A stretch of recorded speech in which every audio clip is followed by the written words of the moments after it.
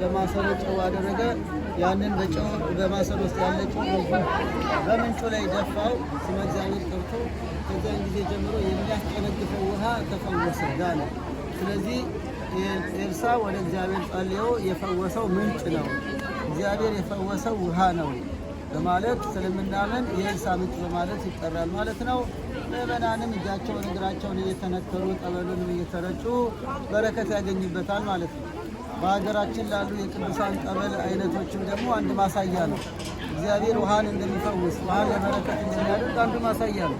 በሀገራችን የተለያዩ ገዳማት አሉ፣ አድባራት፣ ጠበሎች አሉ እና እግዚአብሔር ይህን ውሃ ፈውሶታል እንዳለ ሁሉ እግዚአብሔር የሰው ልጆች ምሕረት፣ ጤና፣ በረከት እንድናገኝበት ለሰጠን የጠበል አይነቶች አንዱ ማሳያ መነሻ የመጽሐፍ ቅዱስ ታሪክ ነው።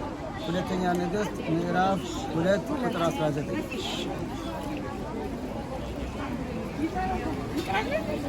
አይ ፈልገዋቸው ነው